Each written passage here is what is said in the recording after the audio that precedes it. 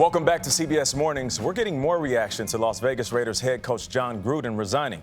He stepped down amid reports he used racist, sexist, and homophobic language in a series of emails from 2010 to 2018. In his resignation statement, Gruden said he did not want to be a distraction for the Raiders. He said he was sorry and never meant to hurt anyone. Ex-Patriots and Chiefs offensive lineman Ryan O'Callahan is one of only few openly gay former NFL players.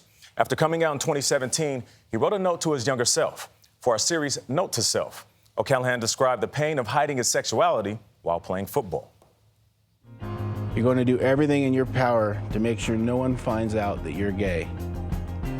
You know that if your cover is blown, you'll lose everything.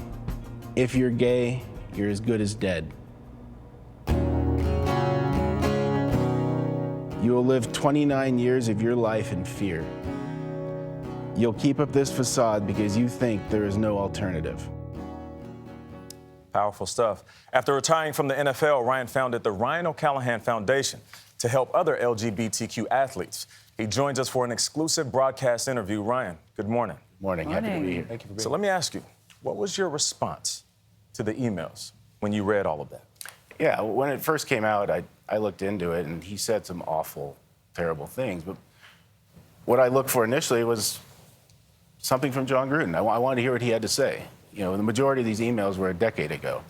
And I'm the type of person that believes in growth. People change. And I wanted to hear specific things that he has learned over the past decade. Why his language was offensive. You know, having Carl Nassib, the first openly gay player on the team, maybe that changed his perspective about LGBTQ players. But he didn't have anything to say. He just, up and resigned. Because of that, I'm sitting here. The only thing I can believe is that he hasn't grown. I was willing to give him that benefit of the doubt because, I regret things I said a decade ago, and I wouldn't want those held against me because I'm a different person. But we didn't get that from him. And you mentioned Carl Nassib, who recently came out, and even Gruden came out in support of him as one of his players. So you believe if Gruden would have came out and owned up to it and said, you know what, that was years ago. I'm not the same guy. I have a player on my roster who is gay, and we support him. You think it would have been a different result? Would he still have the job? Yeah. I think it would have helped. Now, he said a lot of awful things about a lot of different groups of people. I think the NFL didn't seem to be a one-off. No, it wasn't just one thing a long time ago. And the NFL's come a long way in the past decade of trying to get in front of these issues and actually, stand up for a lot of these social justice things. And even when it wasn't popular. And it would be tough for them to have one of their head coaches who has said these things still be employed. It really wouldn't be a good look. So I don't know if he would have been able to save his career, but just as a human being to come out and show growth, I think would have gone a long way. Yeah, I look at your note to self, Ryan. That's where we first met you, and it's so hard to hear you say that at times you thought about suicide because you knew that you couldn't come out being an NFL player. Do you think that the NFL has changed a lot since then? Do you think it's more open and more inclusive? Because you hear emails like Gruden's and you go, well, has it changed? How bad is it? Yeah. Because he wasn't writing them, he was writing them to other NFL executives in some cases. He was, but the NFL as a governing body, I know they've changed. I've sat across the table from Roger Goodell, and he's asked me, what can I do to help closeted players? And I've had these discussions with him multiple times, and we've talked about different things, which they've then put into place. And like when Carl came out, the NFL was ready. They wanted to have a better response than what happened with, Michael Sam back in the day. Yes. So they've taken a lot of steps to actually show they care, and I feel they're sincere about it. Some people say this is part of cancel culture. Do you see it that way? I don't, only because he didn't even try to fight it. He had no defense. He didn't say, that's not me anymore. So, if he would have stood up and one, own up to the awful things he said, and then talked about how he learned from them and how he's not that person anymore, I'd be more sympathetic to it. But because he didn't do any of that. I mean, the other term for cancel culture, of course, is accountability culture. Yes. But we didn't hear Gruden take account for what he said. We haven't heard much from him at all. He just sort of walked away. We spoke yesterday to Bill Roden, the writer, sports writer, who talked about enablers.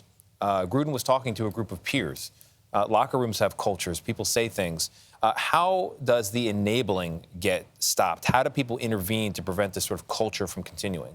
I think it's a lot easier when it's a peer-to-peer, coach-to-coach, player-to-player to step in and speak up when you hear something that's not right. But, for a player to talk to your head coach about something he said, that would be more difficult. But I think players do a good job, even back when I was playing, of holding each other accountable for the things they say in the locker room.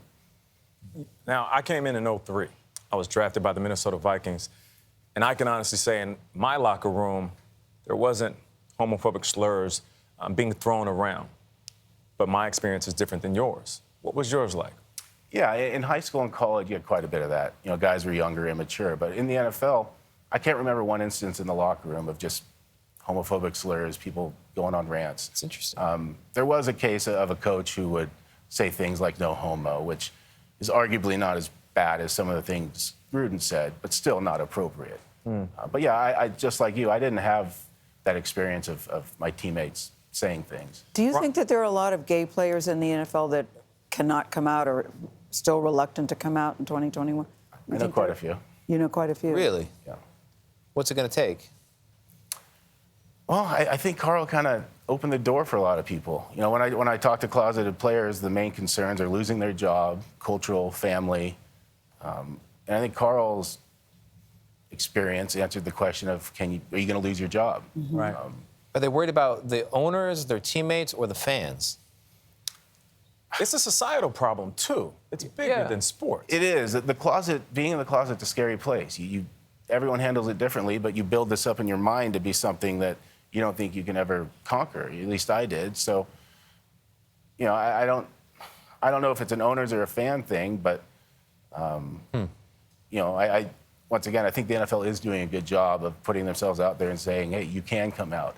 And there's a lot of owners who are now doing things publicly to show their support, which is only going to help. Yeah. And you've underscored something very important in this conversation, which is we have not heard from Gruden, and we don't know if in his mind he has moved on and is a different person. We want to hear what he thinks about it today. It would be helpful to hear. It's also good to hear that you had sat down with Roger Goodell, who came to you and said, what can we do?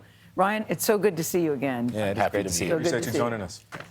Ryan's also a best-selling author, just saying. By the way. Yeah, oh, by the by.